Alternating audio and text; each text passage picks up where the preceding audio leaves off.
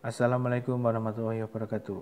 Kembali kita di part ketiga ya untuk bab 1 buku hijau. Nah, silahkan kita bahas ya, silahkan kita pelajari ya. Mari kita pelajari apa pengetahuan-pengetahuan selanjutnya yang bisa kita pahami. Oke, yang selanjutnya adalah perbedaan manajer dan leader atau pemimpin ya nih. Ya, perbedaan manajer dan leader atau pemimpin. Teman-teman, sebagian pendapat masih menganggap tidak ada perbedaan antara posisi manajer dan pemimpin. Benis dan Nanus mendefinisikan manajemen as accomplishing activities and mastering routines. Sedangkan Tulit mention to influence others and create vision for change. Secara prinsip dalam buku karya Nordhaus terdapat perbedaan kompetensi antara manajemen versus leadership yang dapat dijadikan sebagai berikut.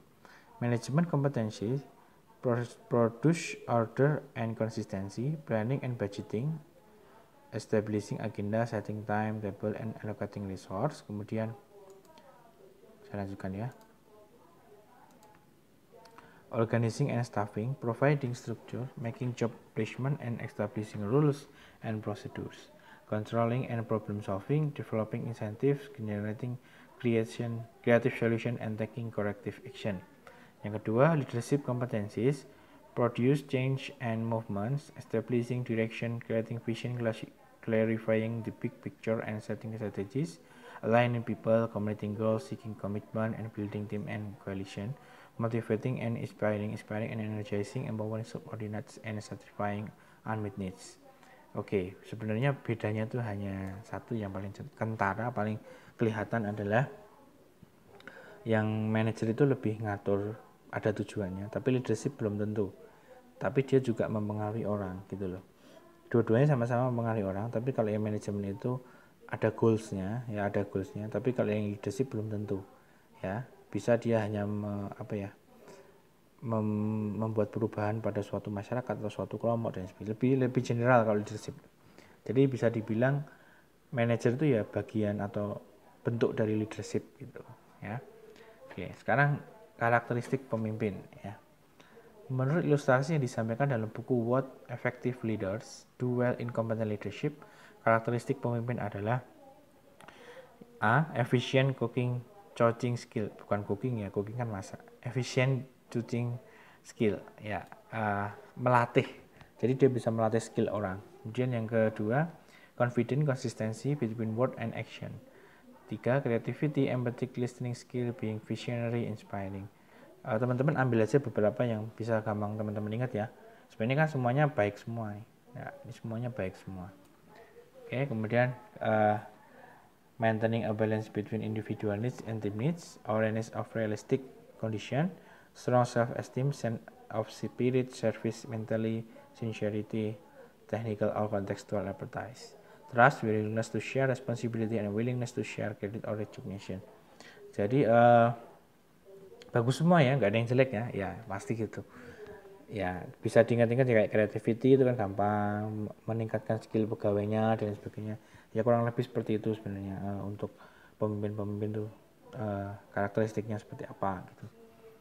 Lanjut kita ke konsep kepemimpinan dalam Islam. Ini yang menarik ya. Kepemimpinan dalam Islam adalah kepemimpinan yang berdasarkan pada hukum Allah Subhanahu wa taala dan Rasulullah Muhammad Shallallahu alaihi wasallam. Karena itu, seorang pemimpin harus memahami dan memedomani ajaran Al-Quran dan Al-Hadis dalam menjalankan tugas dan kewajibannya. Dalam Islam,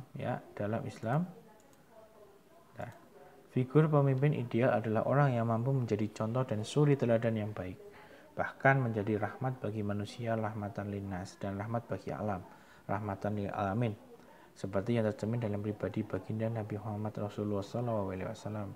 Firman Allah Subhanahu wa taala, sesungguhnya telah ada pada diri Rasulullah itu suri teladan yang baik bagimu, yaitu bagi orang-orang yang mengharap rahmat Allah dan kedatangan hari kiamat, dan dia banyak menyebut Allah. Quran surat Al-Ahzab surat ke-33 ayat ke-21.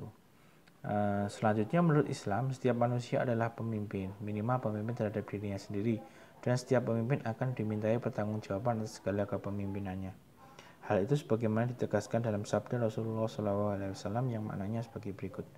Ingatlah, setiap kamu adalah pemimpin dan akan dimintai pertanggungjawaban tentang kepemimpinannya. Seorang suami adalah pemimpin keluarganya dan ia akan dimintai pertanggungjawaban tentang kepemimpinannya. Wanita adalah pemimpin bagi kehidupan rumah tangga suami dan anak-anaknya, dan ia akan dimintai pertanggungjawaban tentang kepemimpinannya. Ingatlah bahwa kalian adalah sebagai pemimpin dan akan dimintai pertanggungjawaban tentang kepemimpinannya. Hadis riwayat Imam Bukhari.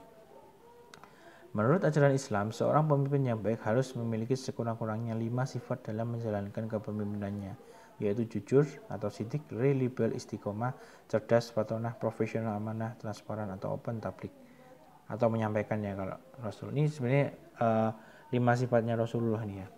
Jujur, ya ucapannya benar, itu nggak pembohong apalagi penipu ya. Yang kedua konsisten atau istiqomah, memiliki ketetapan hati dalam langkah dalam kebaikan dan kebenaran ya. Yang ketiga transparan atau tablik, terus memiliki kemampuan berkomunikasi dan bernegosiasi yang baik serta transparan dalam mengambil keputusan. Profesional atau amanah, bertanggung jawab dalam menjalankan tugasnya. Yang kelima cerdas atau fatonah, dalam membuat perencanaan visi misi strategi keputusan dan implementasi. Oke, saya lanjutkan lagi.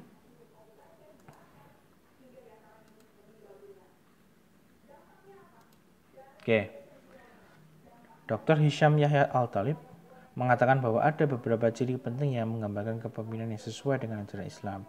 Yang pertama adalah setia, atau wala, dan taat kepada Allah Subhanahu wa Ta'ala.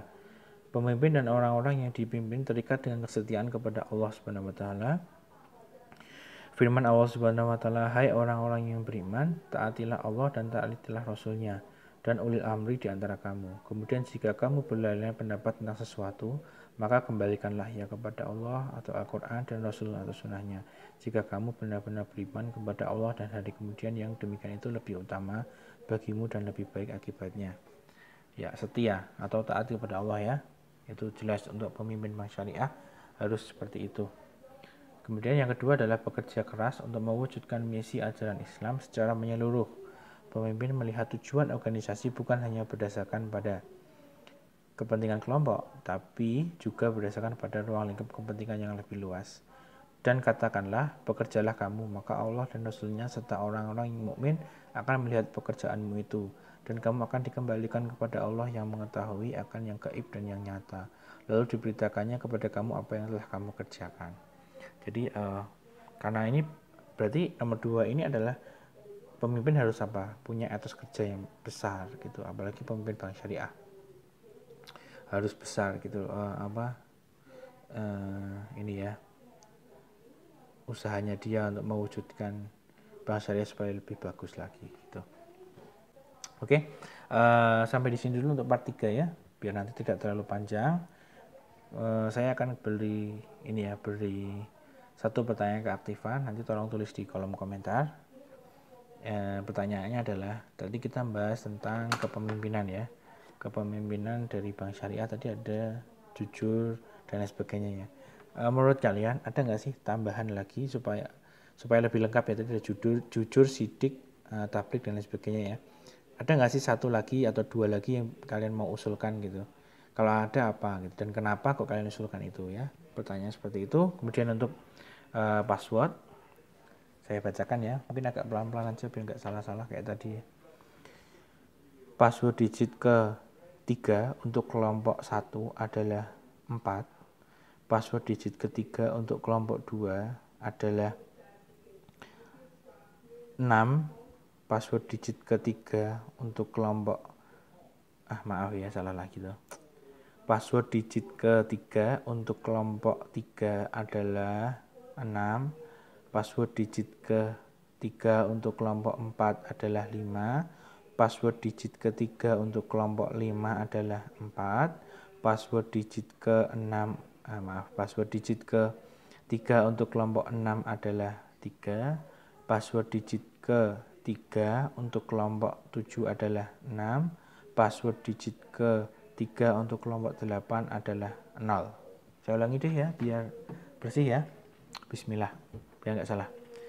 Password digit ke-3 untuk kelompok 1 adalah 4. Password digit ketiga untuk kelompok 2 adalah 6. Password digit ketiga untuk kelompok 3 adalah 6. Password digit ketiga untuk kelompok 4 adalah 5. Password digit ketiga untuk kelompok 5 adalah 4. Password digit ketiga untuk kelompok 6 adalah 3. Password digit ketiga untuk kelompok 7 adalah 6. Password digit ketiga untuk kelompok 8 adalah 0. Oke. Terima kasih teman-teman atas perhatiannya. Sampai jumpa di video yang keempat. Wassalamualaikum warahmatullahi wabarakatuh.